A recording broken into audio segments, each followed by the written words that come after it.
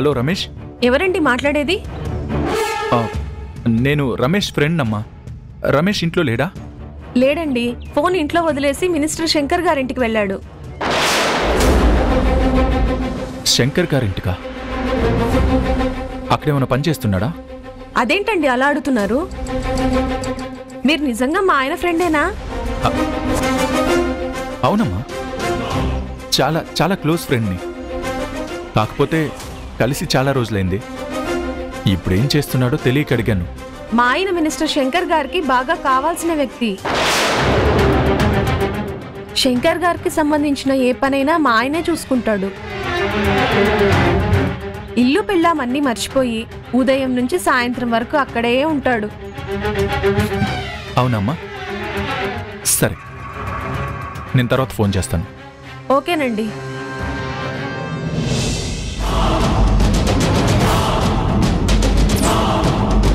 అంటే డాక్టర్కి తెలిసిన నిజం వల్ల మేఘనకి ప్రాబ్లం వస్తుందని శంకర్ యాక్సిడెంట్ చేయించాడా, లేక తండ్రి కూతుళ్ళిద్దరూ కలిసి మర్డర్కి ప్లాన్ చేశారా?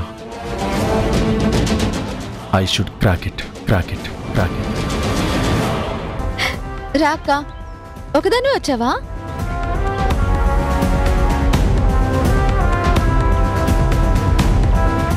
అవును, ఒక్కదాన్నే వచ్చాను. నీకోసమే వచ్చాను. మాట్లాడడానికి ఒక 5 minutes టైం ఉందా? అదేంటక్క అలా అడుగుతావు? నీకోసం టైం ఉండకపోవడం ఏంటి? రోజంతా ఫోన్ లిఫ్ట్ చేయలేనంత బిజీ కదా, అందుకే సేఫ్ సైడ్గా ముందే అడుగుతున్నాను. ఏంటి ఉషా అలా చూస్తున్నావు? నీకు మాట్లాడడం ఇష్టం లేదంటే చెప్పు, ఇప్పుడే వెళ్ళిపోతాను.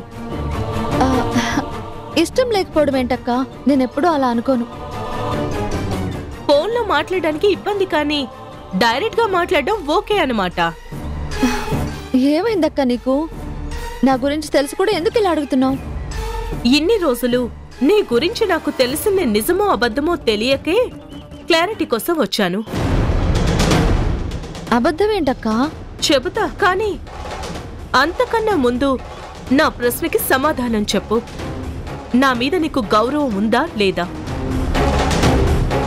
గౌరవమే కాదు, అంతకు మించిన అభిమానం ఉంది. నాకు ఏ కష్టం వచ్చినా సొంత అక్కలా తోడుంటావన్న నమ్మకం ఉంది. నేను నమ్మను. నీకు నిజంగా నా మీద అభిమానం, నమ్మకం ఉంటే నా దగ్గర నిజాలు దాస్తావా? సొంత అక్కలా భావిస్తే నా సంతోషాన్ని దూరం చేయడానికి కారణమవుతావా? నీ సంతోషాన్ని నేనెందుకు దూరం చేస్తానక్క? ఎందుకు అన్న ప్రశ్నకి నేను కాదు, నువ్వే సమాధానం చెప్పాలి.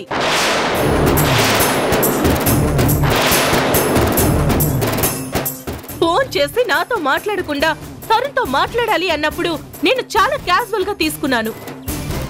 నువ్వు ఫోన్ చేసి ఇంటికి రమ్మండానికి కారణం అడిగినప్పుడు నువ్వు తరుణ్ సంబంధం లేకుండా సమాధానం చెప్పారు చూడు, అప్పుడే అనుమానం వచ్చింది.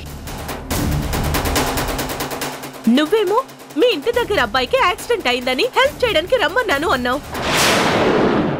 తరుణేమో మీ ఇంటి దగ్గర ఎవరో న్యూసెన్స్ చేస్తున్నారు, వాళ్ళకి వార్నింగ్ ఇవ్వడానికి వెళ్ళాను అన్నాడు. ఒక అబద్ధాన్ని కవర్ చేయాలనుకున్నప్పుడు ఇద్దరు ఒకే మాట మీద ఉండాలి కదా. అబద్ధం ఏం లేదక్క. యాక్సిడెంట్ చేసిన రౌడీని ప్రాబ్లం చేశాడు. బావగారు ఆ ప్రాబ్లం క్లియర్ చేయడానికి. ఉషా, నాకు నిజం కావాలి. మళ్ళీ మళ్ళీ అబద్ధం చెప్పి నా అనుమానాన్ని నిజం చేయొద్దు. అయ్యో అక్క, అది అబద్ధం కాదు. వద్దు, ఇంతకు మించి కవర్ చేయొద్దు.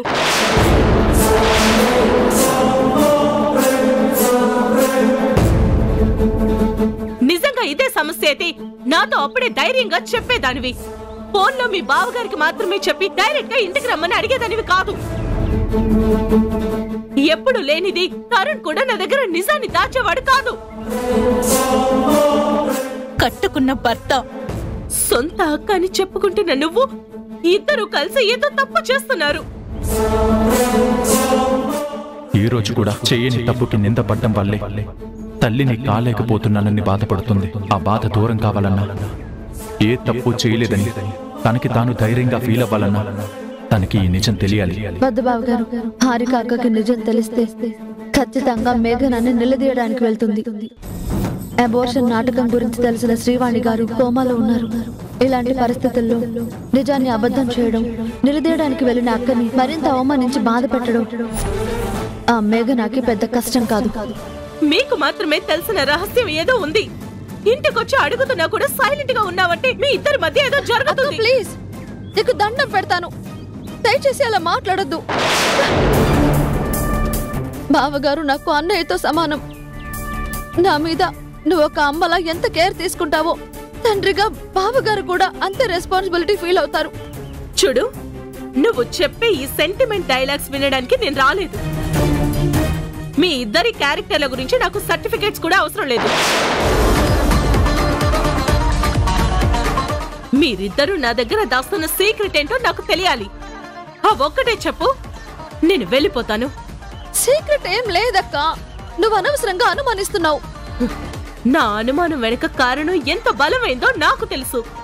అది అవసరమా అనవసరమా అని నువ్వు డిసైడ్ చేయకు. అక్క, ఆ దేవుడి మీద, మా ఆయన మీద ప్రమాణం చేసి చెప్తున్నాను, నేనెప్పుడు నువ్వు సంతోషంగా ఉండాలని కోరుకుంటాను తప్ప బాధపడాలనో బాధ పెట్టాలనో నేను కలలో కూడా ఊహించను. ఇలాంటి రోజు వస్తుందని, నిన్నిలా ప్రశ్నించే గతి పడుతుందని నేను కూడా కలగలేదు. కానీ జరుగుతుంది కదా.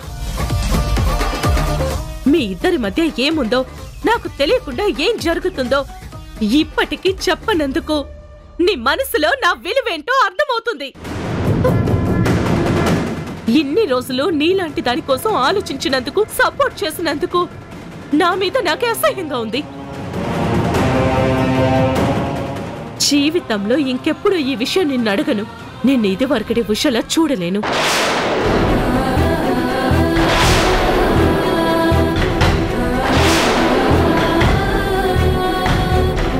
అక్క, అక్క ప్లీజ్ ఆగు. అక్క ప్లీజ్, అక్క నేను చెప్పాను. అక్క, అక్క ప్లీజ్.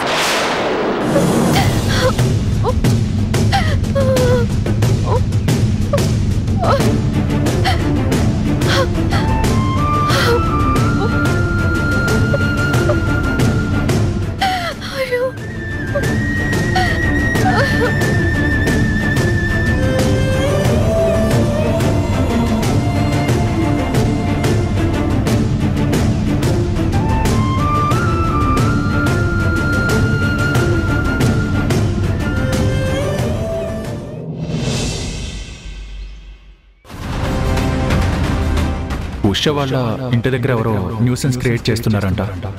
నన్నొచ్చి వాళ్ళకి వార్నింగ్ ఇవ్వమని చెప్పింది. మీరిద్దరూ నా దగ్గర దాస్తున్న సీక్రెట్ ఏంటో నాకు తెలియాలి. ఆ ఒక్కటే చెప్పు, నేను వెళ్ళిపోతాను. సీక్రెట్ ఏం లేదక్క.